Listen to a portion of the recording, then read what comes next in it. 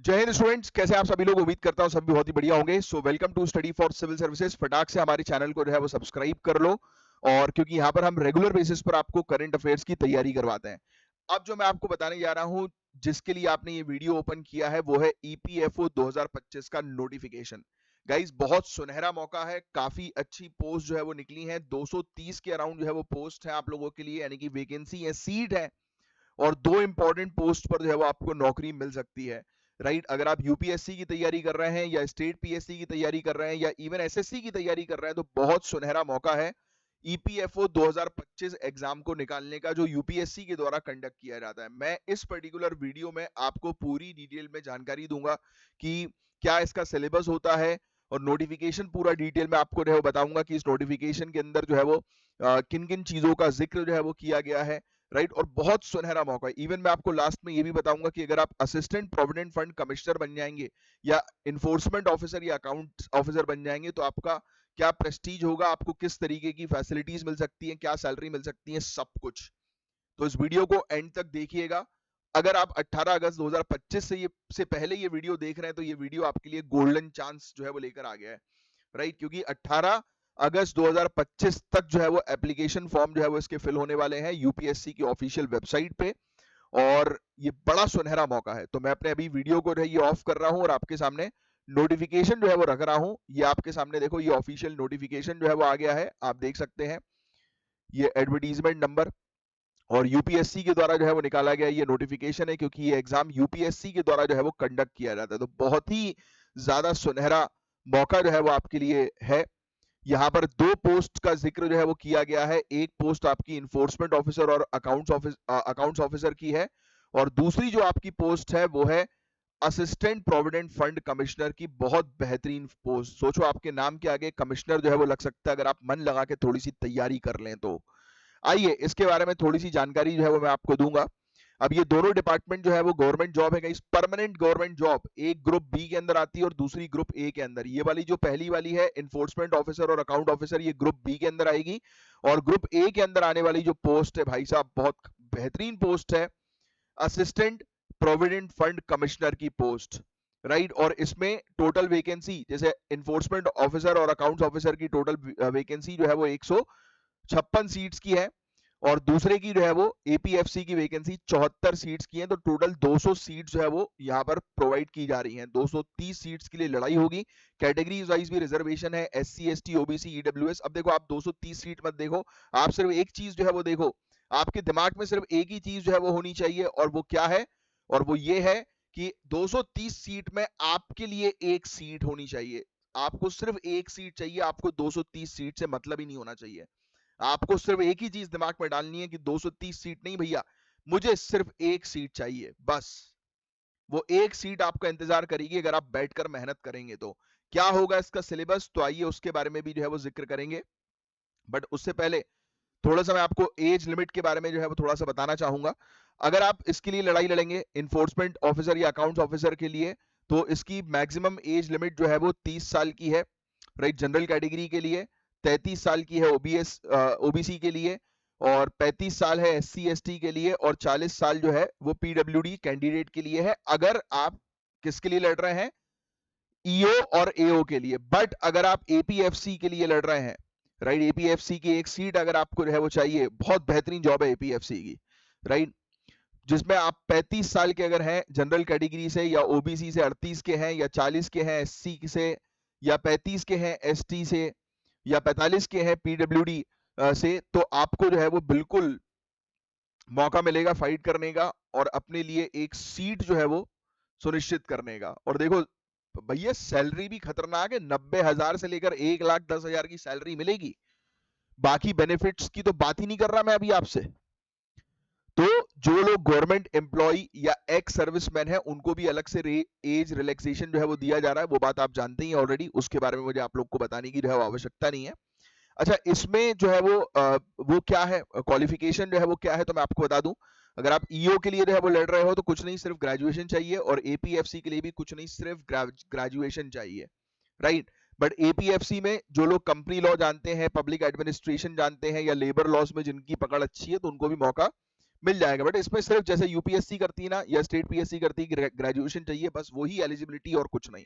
अब आओ मेन काम की बात करें, तो सैलरी वगैरह में आपको उतना दिमाग जो है वो लगाने की जरूरत नहीं, मैं मोटे मोटे तौर पर बता दूं तो आपको जो है वो करीब 60 से 70 हजार की सैलरी जो है वो ईओ और एओ की पद पे मिल जाएगी, और एपीएफसी के पद पे जो है वो आपको जो है वो मान के चलो कि 90,000 से 1,10,000 तक की भी सैलरी मिल सकती है। तो गवर्नमेंट जॉब भी है, पेंशन का भी बेनिफिट है, और भी काफी सारे बेनिफिट जो है वो आपको मिलेंगे भैया। बहुत बहुत सुनहरा मौका है। 18 अगस्त 2025 लिख लो भैया, इससे पहले यूपीएससी की वेबसाइट पर जाकर इस एप्लीकेशन को जो है वो भर दो, आपके लिए बड़ा सुनहरा मौका है।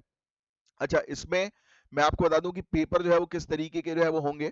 अच्छा, इसमें सेंटर्स जो है वो करीब 78 सिटीज है। वो उन 78 सिटीज में से कोई भी एक सिटी जो है वो आप चूज कर सकते हो। बट उससे पहले जो है मैं आपको बता दूं कि इसमें पेपर जो है वो किस तरीके से जो है वो होने वाले हैं। तो देखो, इसमें ये चीज जो है वो थोड़ी सी मेरी जो है वो ध्यान जो है वो रखिएगा इस चीज के बारे में, कि यहाँ पर आपका एक होगा रिटन एग्जामिनेशन और एक होगा आपका इंटरव्यू। ठीक है, तो इसके बारे में पहले हम बात कर लें, जो कि बड़ा ही इंपॉर्टेंट है सिलेबस से पहले। राइट, तो टेस्ट जो होता है ये भैया आपका 2 घंटे का जो है वो टेस्ट होगा। राइट, और सभी क्वेश्चंस के मतलब इक्वल मार्क्स जो है वो सभी के इक्वल मार्क्स ही जो है वो रहने वाले हैं।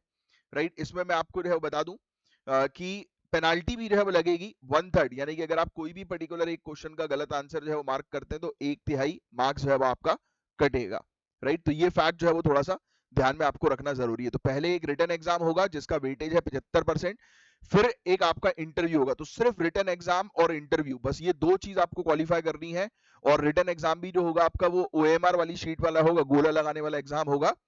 और आप आराम से इस एग्जाम को जो है वो क्वालिफाई कर सकते हो अगर मन लगाकर तैयारी कर रहे हो। अभी तक हालांकि इसकी डेट नहीं दी गई है कि कब इसका एग्जाम कंडक्ट करेंगे ये लोग, बट मैं आपको क्लियरली बता दूं कि इसका एग्जाम जो है वो होने वाला है नवंबर के आसपास। राइट, तो नवंबर तक आपके पास अच्छा समय होगा, अगस्त सितंबर अक्टूबर नवंबर, 90 दिन में आप इस एग्जाम को क्वालिफाई कर सकते हो। अगर ढंग से मन लगा के प्रॉपर तरीके से अगर तैयारी कर रहे हो तो आपके लिए बिल्कुल भी डिफिकल्ट नहीं है इस एग्जाम को क्वालिफाई करना। राइट, तो अब देख लो आप, मैं आपको कुछ और चीज जो है वो बता देता हूँ। यहाँ पर देखो आप कि जैसे कि पेन और paper based combined recruitment test है एक, मैंने आपको बता दिया। एक टेस्ट होगा लिखने वाला, मतलब गोला लगाने वाला, ओएमआर शीट वाला टेस्ट होता है ये। राइट, दोनों ही एग्जाम के लिए सेम ही पर्टिकुलर पेपर होगा, अलग अलग पेपर नहीं है। ठीक है, और दूसरा जो है एक होगा इंटरव्यू। ठीक है, बस आपने एग्जाम दिया और फिर उसके बाद आपने इंटरव्यू जो है वो दे दिया, हो गया भैया आपका काम। अब सुनना सिलेबस इसका। उसके सिलेबस की बात करें तो बिल्कुल जो आप तैयारी कर रहे हो एसएससी की, स्टेट पीएससी की, यूपीएससी की, सेम वही तैयारी है, इसके अलावा और कुछ नहीं। आप सिलेबस देखकर जो है वो समझ जाओगे। देखो जरा आप अपने इस पर्टिकुलर सिलेबस को, कुछ नहीं करना। जनरल इंग्लिश, इंग्लिश जो है वो आती है एसएससी के अंदर, है ना। और इवन यूपीएससी के जो कैंडिडेट्स हैं या फिर स्टेट पीएससी के, उनको भी इंग्लिश लैंग्वेज के ऊपर अपनी अंडरस्टैंडिंग होना जरूरी है। तो बहुत सिंपल सी चीज इसके अंदर जो है वो लिखी हुई है।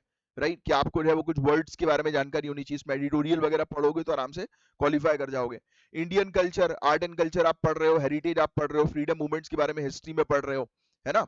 फिर इसके अलावा इंडियन इकोनॉमी के बारे में आपको प्रेजेंट ट्रेंड यानी कि करंट अफेयर्स में जो चीज चल रही है इकोनॉमी से रिलेटेड, वो आपको थोड़ी सी पता होनी चाहिए। डेवलपमेंट के मुद्दे के बारे में पता होना चाहिए, है ना। और फिर इंडियन कॉन्स्टिट्यूशन के बारे में आप पॉलिटी में पढ़ते ही हो। राइट, जनरल साइंस और बेसिक नॉलेज कंप्यूटर के बारे में पता होना चाहिए, जो एसएससी में अक्सर आता है और स्टेट पीएससी भी पूछती है इसके बारे में। तो राइट, फिर mathematics, statistics, general mental ability, CSAT वाले पेपर में आप जो करते हो वो बहुत बेसिक इसमें आ जाएगा। ये थोड़ा सा है इंपॉर्टेंट, जिस पर थोड़ा ज्यादा ध्यान देना है, जिस पर वेटेज भी ज्यादा होता है। Industrial relation, labour laws, social security in India. Right, फिर इसके अलावा अकाउंटेंसी, ऑडिटिंग और इंश्योरेंस के प्रिंसिपल्स, ये आपको जो है पता होना जरूरी है। तो ये जो 7th 8th वाले जो दो है, ये थोड़ा सा हटके हैं, इस पर थोड़ा सा आपको जो है फोकस करना पड़ेगा। बाकी सब तो मैं आपको बता रहा हूँ कि आराम से जो है आप कर सकते हो, रिवाइज कर सकते हो अपनी, अगर आपकी तैयारी चल रही है एसएससी की, यूपीएससी की या स्टेट पीएससी की, तो बहुत बढ़िया आपके पास अपॉर्चुनिटी। और करंट अफेयर्स तो मैं आपका नेशनल और इंटरनेशनल लेवल का जो है वो करवा ही देता हूँ इस पर्टिकुलर हमारे चैनल पर। तो बहुत शानदार है। देखो, सिर्फ आपको एक एग्जाम जो है वो देना है, कंबाइंड रिक्रूटमेंट टेस्ट, फिर आपके लिए आपके पास इंटरव्यू से कॉल जो है वो आ जाएगा। तो आप तो सिर्फ अपने सिलेबस को कंप्लीट करने पर फोकस करो, दैट्स इट।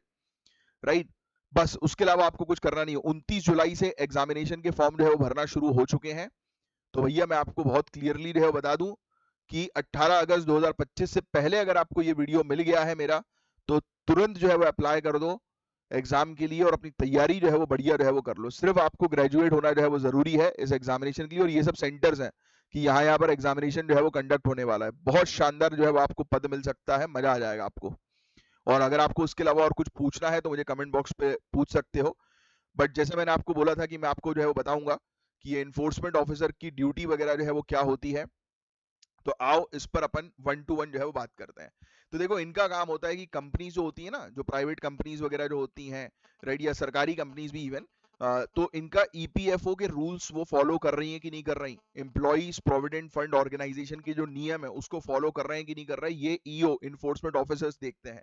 अगर कोई कंपनी ईपीएफ जो है वो नहीं दे रही है अपने एम्प्लॉइज को, तो आप लीगल एक्शन ले सकते हो, पता है आपको।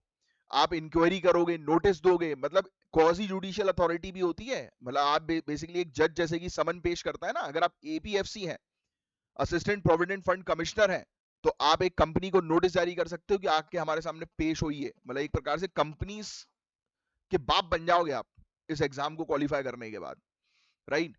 और साथ ही आपको अकाउंट्स हैंडल करने होंगे, जैसे कि क्लेम का सेटलमेंट करना, कैश बुक, काफी सारे ऑफिस वर्क्स वगैरह इसके अंदर जो है वो रहते हैं।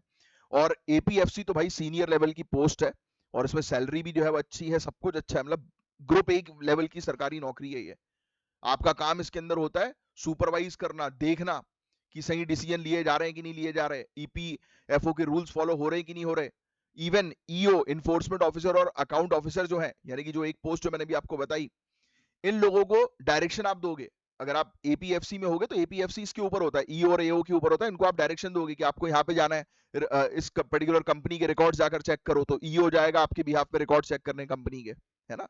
तो बहुत शानदार पोस्ट है ईओ एओ एपीएफसी ऑफिसर की जॉब। सिर्फ एसी वाले ऑफिस में फाइल चलाने वाली नहीं है कि आप जो है वो ऑफिस में बैठकर जो है फाइल बस देख रहे हो, ऐसा नहीं है। आपकी एक एक्टिव पावरफुल रिस्पॉन्सिबल ऑफिसर बनने का चांस है, और यूपीएससी के थ्रू। तो बिल्कुल आप इस एग्जाम फॉर्म को जो है भरिए और मन लगाकर जो है तैयारी करिए। एक गोल्डन चांस है आपके पास इस एग्जाम को क्वालिफाई करने का। और ज्ञान सर के पेड कोर्सेज भी हैं, आप दिए गए नंबर पर कांटेक्ट करके कोर्सेज जो है वो ज्वाइन करें, उसमें आपको पूरा सपोर्ट जो है वो मिलेगा। नीचे नीचे डिस्क्रिप्शन पे आपको जो है वो नंबर्स मिल जाएंगे। और अगर आपको इस एग्जाम से रिलेटेड कुछ और चीज पूछनी है या जो भी डाउट्स वगैरह हैं, तो मुझे कमेंट बॉक्स पे लिखकर बताइएगा, मैं जरूर आपको बताऊंगा। और मैं हूं आपका एजुकेटर कमलाक्ष झा। मुझे 10 साल हो गए सिविल सर्विसेज की तैयारी करवाते हुए। बिल्कुल प्रोफेशनल तरीके से हमारे कोर्सेज जो होते हैं उसमें भी आपकी तैयारी जो है वो करवाई जाती है। तो चलिए, अपनी तैयारी जो है वो बढ़िया रखिए, और रेगुलर मेरे करंट अफेयर्स के लेक्चर्स में मुझसे मिलते रहिए। जय हिंद, जय श्री महाकाल।